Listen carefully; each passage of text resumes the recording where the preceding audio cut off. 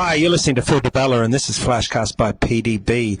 And today we're joined by Arlee DeBella, my little boy. He's 10 years old, and I thought it was good timing as they get prepared to go back to school. Well, not actually physically go back to school, but schooling from home. So Arlee he got schooled from home 1 week before this all started. His school was prepared, and they made them school at home for a week. So I wanted to get some insights and get him to share his perspective, and hopefully this can help a lot of the other kids out there, and parents can share it with their children. So perspective coming from a 10-year-old boy. Arlee, welcome to the show. You've been on the show before. Hello. And tell me, do you enjoy doing this with Dad? Oh, I find it good bonding time, but do you enjoy doing this sort of thing? Off topic, but yeah. It is off topic. Okay, let's get into it. So tell me, coronavirus. What comes to mind when you hear about coronavirus? Social distancing and getting trapped in your house.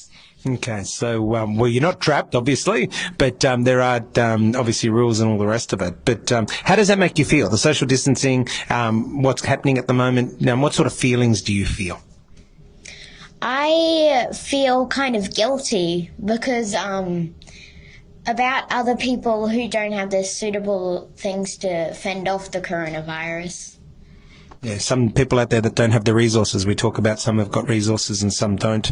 And of course we pray for them all and wish them all the best. And as we've always been doing ourselves, and say to people, if everyone can help a little bit in any way or form, please do so, because there are people out there with less fortunate and don't have the resources, to be able to fulfill their responsibilities. Now, Arlee, as you get ready to go back to school, but you're actually not going back to school, tell us a little bit, how was the week before school holidays when you did actually school from home? You had to come to the office because obviously Mum and Dad were working, and the internet's a lot better here than home, and you had to wear your school uniform. Can you tell our listeners a little bit about that experience and what you thought about that? It's not that different, but when it just feels different. It's like you're more free. Like, I could stop my video on Zoom, go get something from the fridge, eat it, and then start my video again, and no one would notice. So, of course, it requires a lot more discipline, right? And that's going to be one of the tips for people, is that you're going to need to make sure that discipline, it's a great time to actually make sure that you are disciplined and focused, because you can get distracted a lot easier. And I remember you were a little bit distracted by other kids playing up in one of the sessions where you felt frustrated. So it's important for people to obviously stay focused, right? Yes. Give us a tip around staying focused. You'll get through this. Do 45 minutes of exercise in every afternoon. Social distance and listen to the news for 15 minutes. Okay, that's different. Listen to the news 15 minutes, but make sure you get your news from multiple sources, not just one, because as we talk about, there's a lot of conspiracy theories and all the rest of it.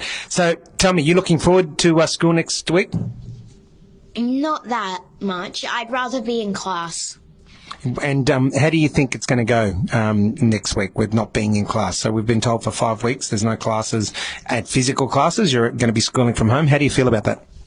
Last week wasn't very serious. Like, we had bring your pets to school day. I don't have any pets, but we're getting one. Off topic. But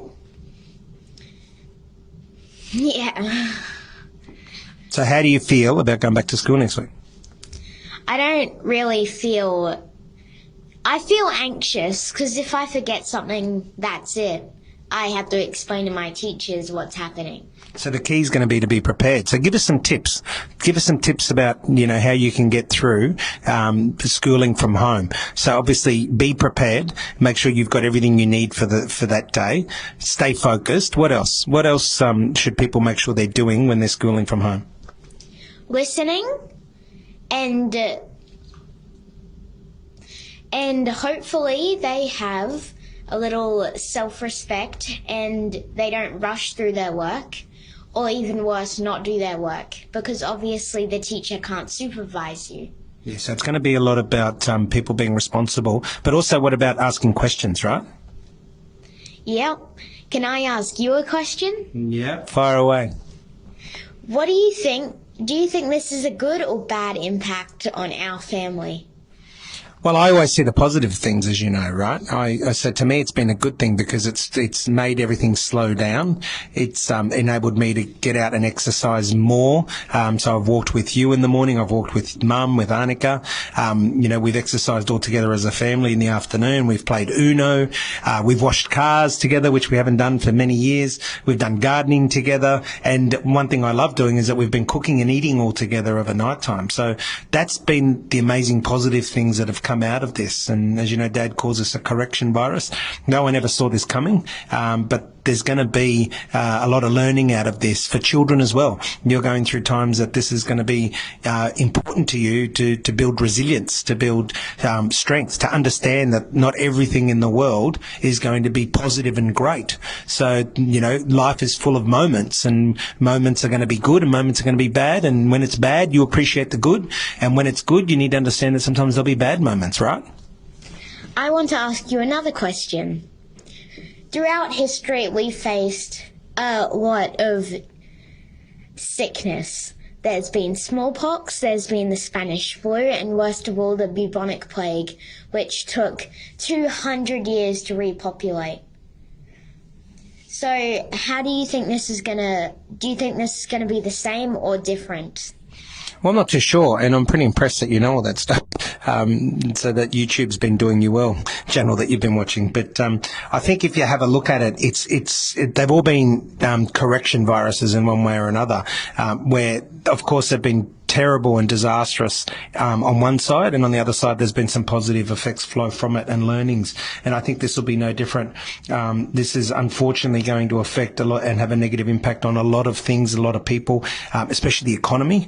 They're talking about it being really, really bad now, but I think if we stay positive mindset, and these days a lot more people work on their mindset and understand the concept of mindset more. If we actually truly understand mindset, then we're going to come out of this realizing how little we need in our lives, what's most important in our lives, and how important it is that in times of good to plan for bad, and when it's bad to plan for good.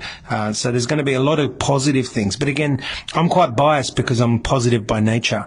But I think if we look at history and you combine it to now, we need to really go through this with our eyes open and see all the positive things on the other side. And as I said, people of your age, for children, this is a time where everything's gone so well. If you look at your short life of 10 years, this is the first major thing you've had to see or experience. Other people got to experience World War I, World War II, the Spanish flu.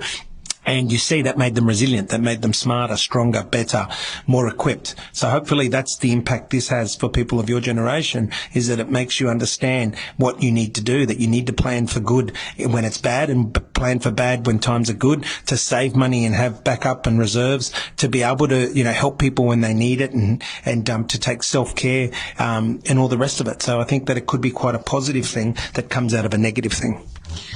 For the first time I've been on the show, I want to ask you a riddle that people can also guess by just pausing the podcast. Why would a man want to have the coronavirus first and not last? I don't know, and I'm not good at riddles. So are we going to let the listeners ponder that one, or are you actually going to give them the answer? I will give them the answer, but they can pause the podcast. The answer is viruses mutate, and it would not be very known by that time, which means it would be just like a flu that would just go away after some time. So what's better, to have it first or last? Probably at first. Because you don't get the mutated version. Yeah. And when did you hear this? I made it up. You made it up. Well, great. At least you got a creative mind. Now, it's been an honour. Listen, one last question, because we're going to keep this under 10 minutes. Firstly, thank you for being on the show. It's always a pleasure, because we never know what's going to come out of that beautiful mind of yours, which is one of the greatest things. Some advice for children and parents out there, quickly. Please don't overestimate things, but don't underestimate things. You have to have a balance, and please trust the government. Hopefully they're doing something. Yeah, well, you know how I feel about some of the government. Some of the government's been great, some haven't, but that's another podcast. But trust the government, okay? That's coming from Arlee DeBella. You've been listening to Phil DeBella and Arlee DeBella. This is FlashCast by PDB. Stay safe, stay well, and may you all go back to school and learn lots and be the best that you can be. Until next time, take care.